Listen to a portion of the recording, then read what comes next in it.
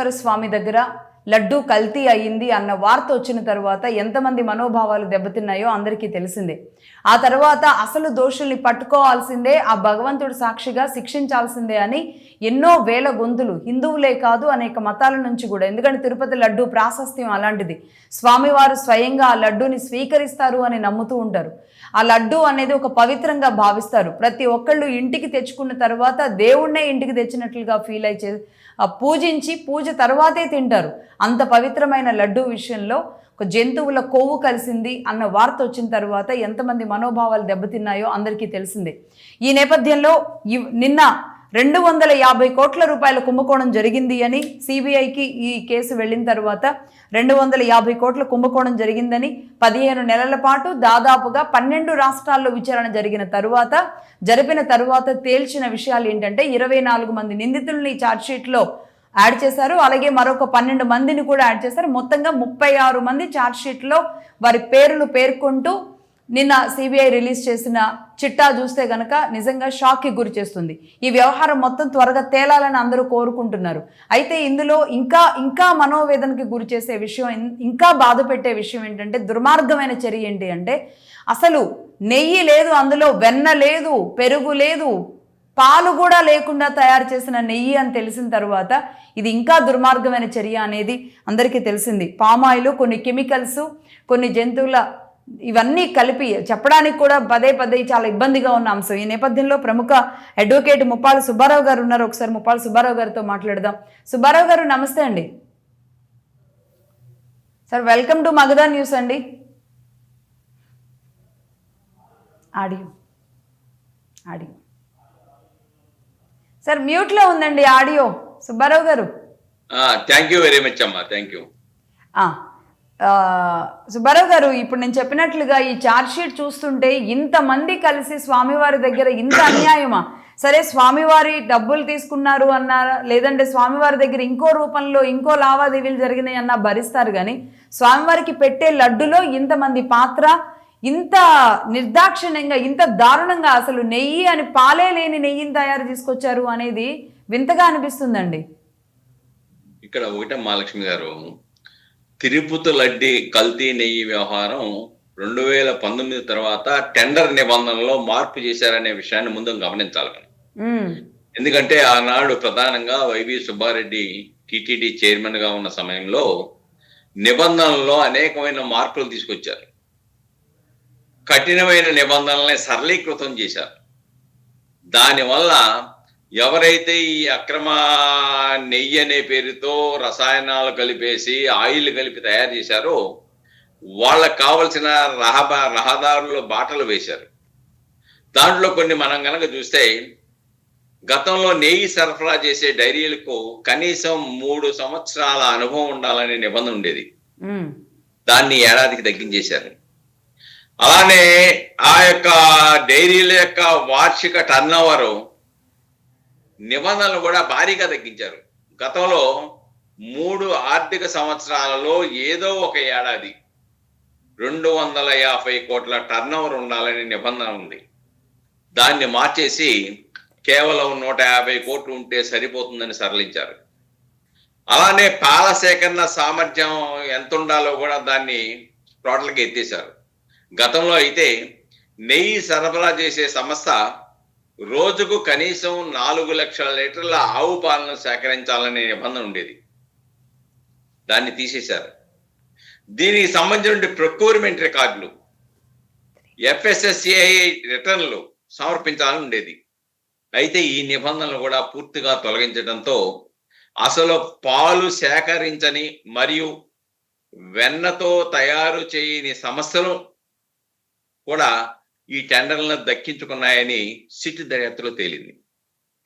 అయితే దీంట్లో నిన్న సప్లిమెంటరీ ఛార్జ్షీట్ ఏదైతే వేసిందో, సుప్రీంకోర్టు ఆదేశాల మేరకు సిబిఐ పర్యవేక్షణలో ఏర్పడినటువంటి సిట్టు ఈ 2 రోజుల క్రితం కోర్టులో న్యాయస్థానంలో 15 నెలల పాటు విచారణ జరిపేసి వాస్తవాలను పరిశీలించి వివిధ రాష్ట్రాలు పర్యటించి, అలానే ఎవరైతే సప్లై చేశామని సంస్థలు 10 ఉన్నాయో ఈ సంస్థలను పరిశీలించి ఛార్జ్షీట్ దాఖలు చేసి దీంట్లో ఉద్యోగస్తుల పాత్ర కూడా ఉన్నదని ఒక 12 మంది కొత్త వాళ్ళని చేర్చి మొత్తం 36 మంది ముద్దాయిలుగా సప్లిమెంటరీ ఛార్జ్షీట్ వేశారు.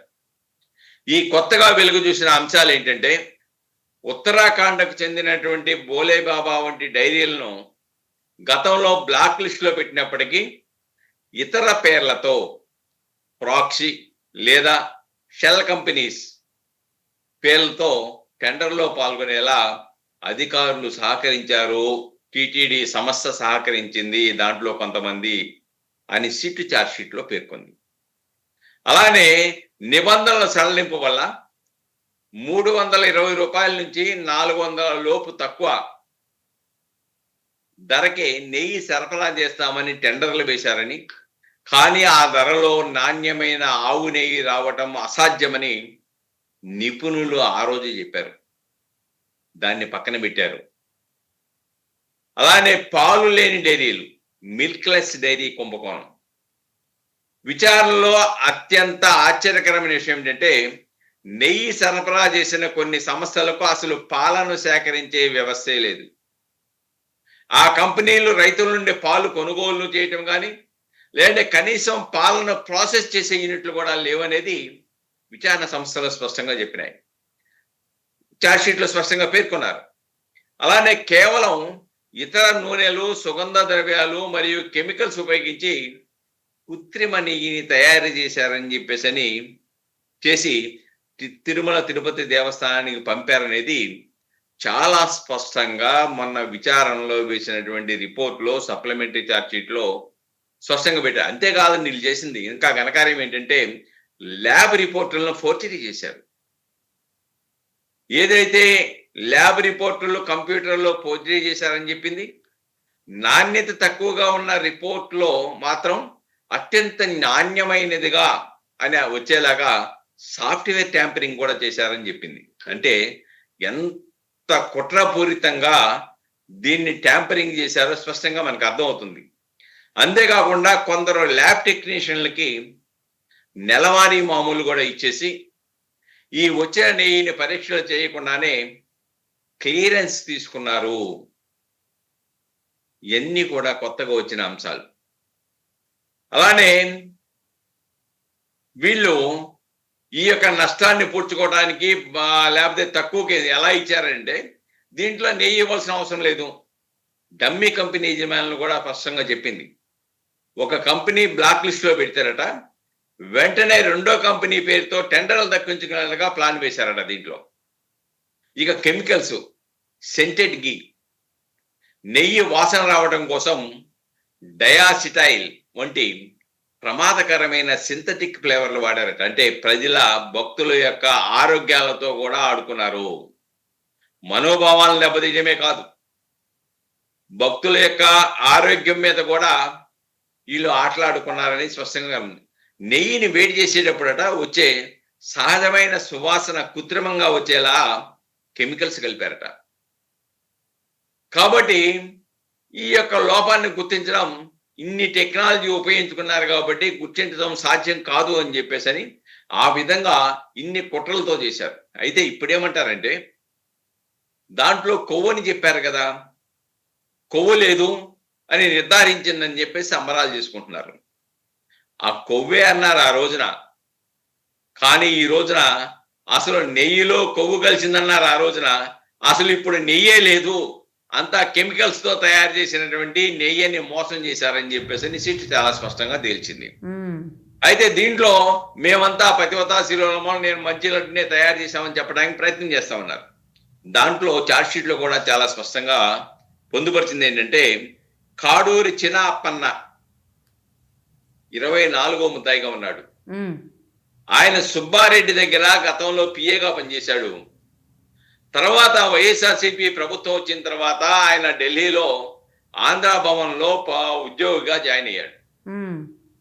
ఆయన ఈ యొక్క అక్రమం పేరుతో, నకిలీ నెయ్యి పేరుతో చేసేటువంటి పరిశ్రమల నుంచి లక్షలాది రూపాయలు తీసుకొచ్చి తన అకౌంట్ లో వేసుకున్నాడు.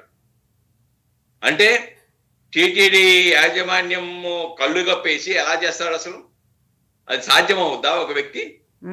కాబట్టి ఇలా పాత్ర లేకుండా తీసుకోవడం ఎలా సాధ్యమనేది ఒక సమస్య. ఇప్పుడు దాని మీద లోతుగా విచారణ జరపాల్సి వచ్చింది. అంతవరకు సాగారు.